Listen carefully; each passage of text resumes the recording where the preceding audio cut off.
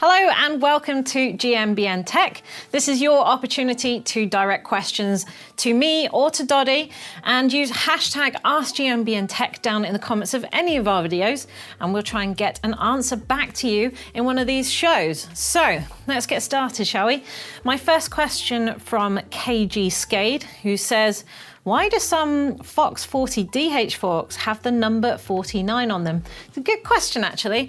For all you Fox fans out there, you'll probably know that the numbers correspond to the stanchion widths or the diameters. So this is the stanchion here. So a 40 will be 40 millimeters, a 36 will be 36, a 38 will be 38.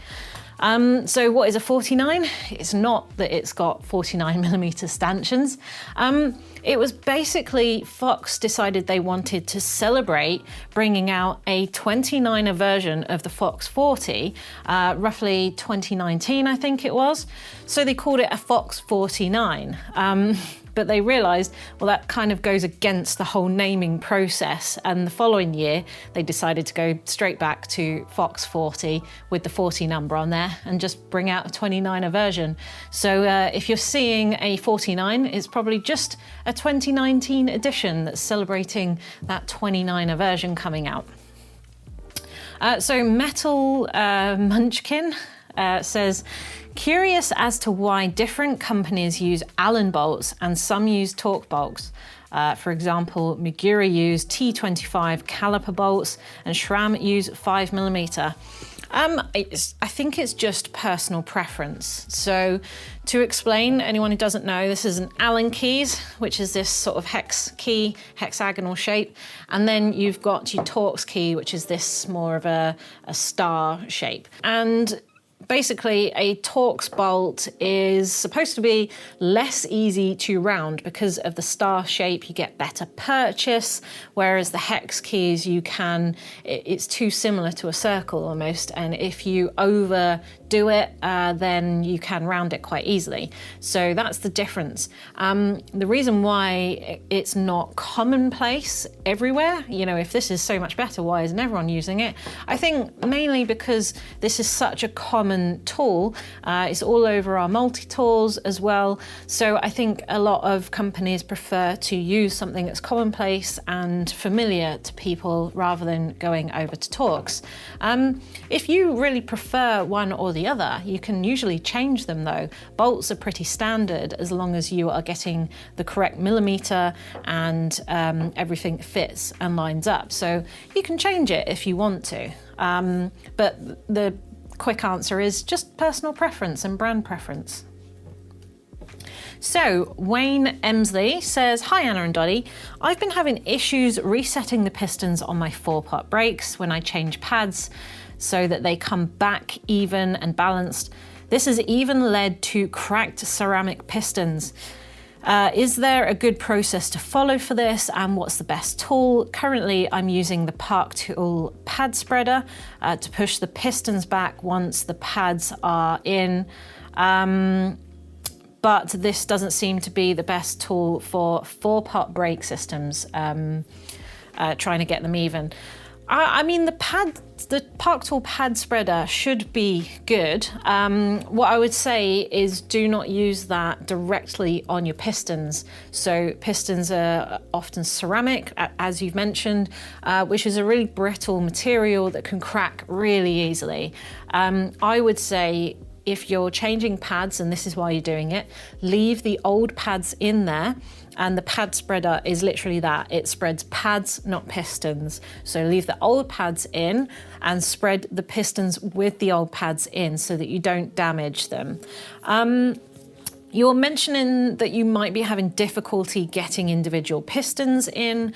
I would say maybe. I've seen a lot of professional mechanics actually using little brake bleeding blocks where they filed out a small section of one side so that they can individually work out individual pistons rather than just using the pads and spreading them out all at the same time. So if you want to get advanced, you can do that. I just wouldn't use it directly, a pad spreader directly on the pistons, try and use something like nylon or plastic in there instead.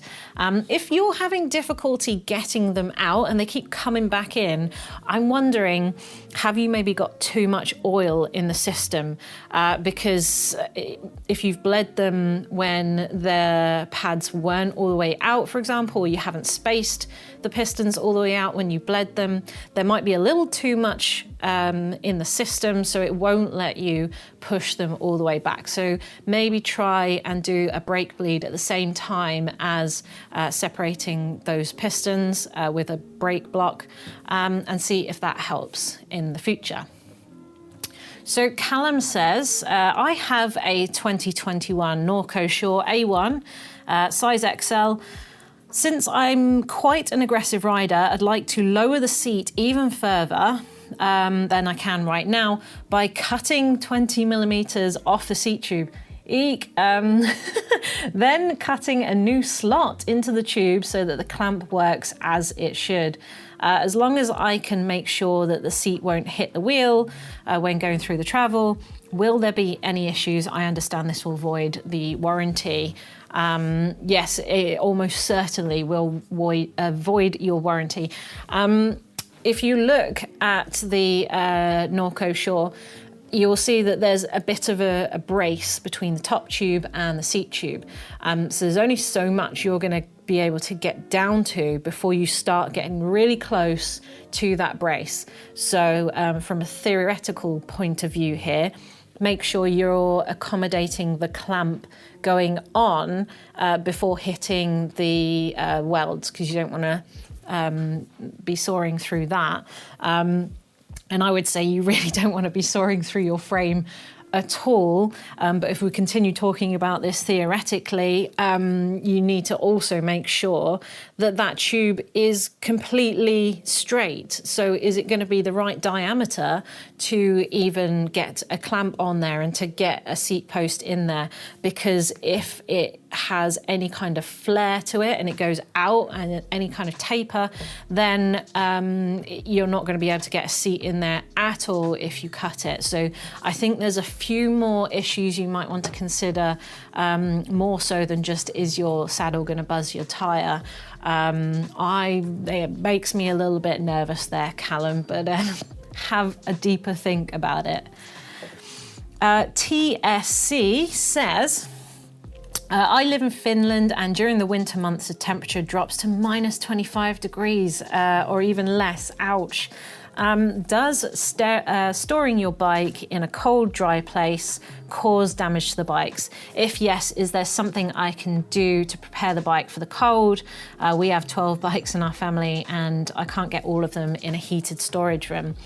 Yeah, I mean, in theory, it should be fine. I mean, you might want to, if you're putting it away for the winter, I would obviously say you want to clean it, especially if you ride in cold conditions or on roads. You're probably going to get a lot of grit and sand on those roads. You don't want to be putting away your bike with water, ingress, or sand or grit or anything on them. So give them a really good clean, and then use something like MO94 or some anti-corrosion spray on the metal parts, just to make sure that there's no corrosion over the period of time that it's in storage.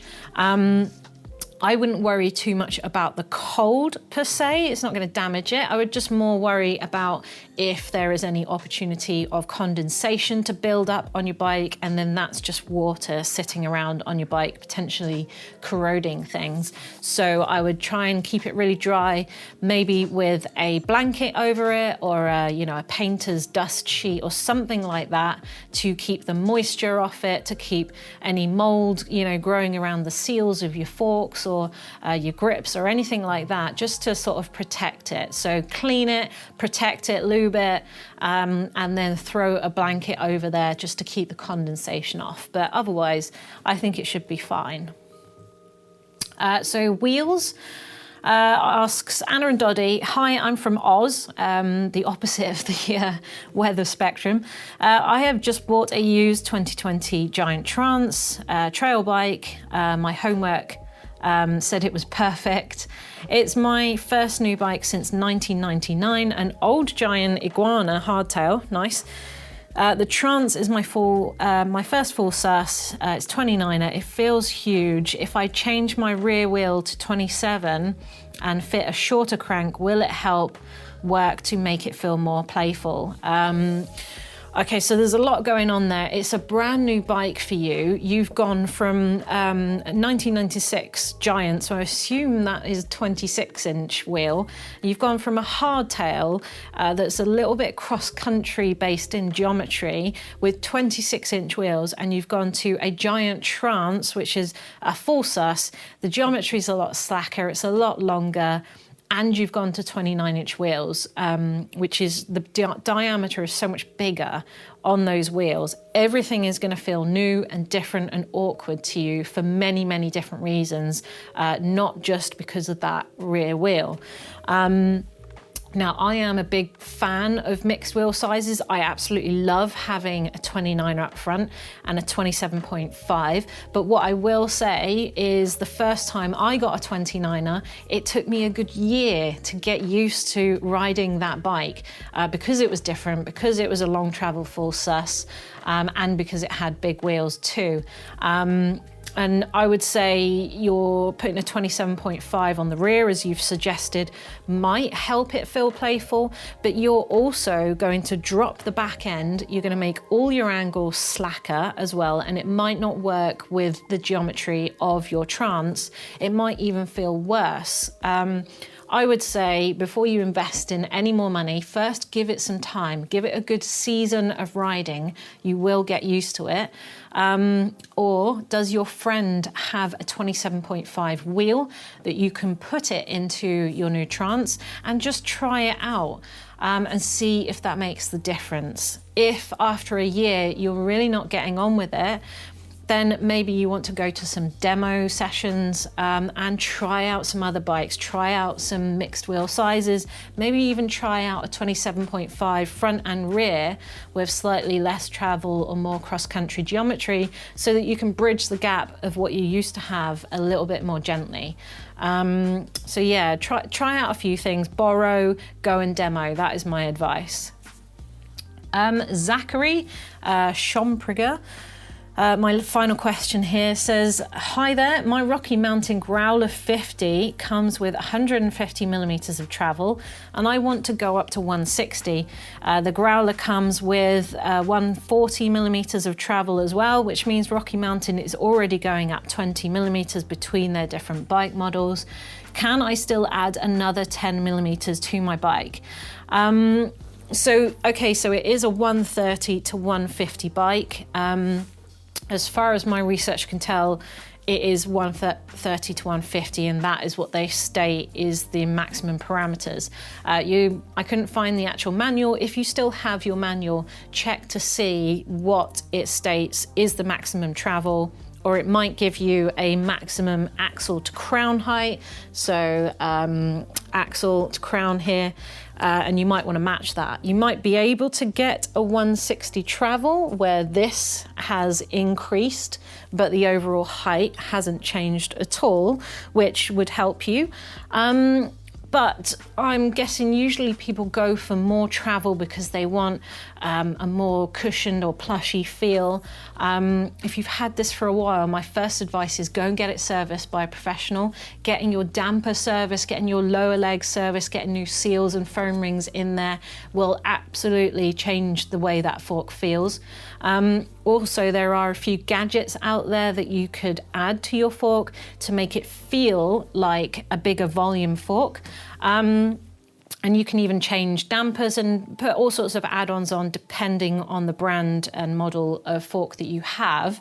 But I would say speak to a suspension service professional and ask them about the options that you can change the feel of your existing forks, because it might be more affordable than buying a new set of 160mm forks, and also it won't damage your existing bike's geometry at first because you're hiring the front end.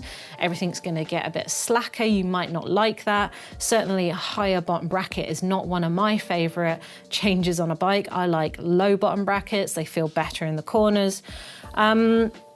And also, you know, going over 150 might be outside of Rocky Mountain's recommended for that frame, because it could even damage the head tube, for example, if you take bigger hits with a slacker angle that it's not supposed to take. So first of all, check your manual, check what that bike can take, whether Rocky Mountain recommend it or not. And then second of all, see if there's any other options that might be more affordable and will give you a similar feel for less money anyway. And that's my advice.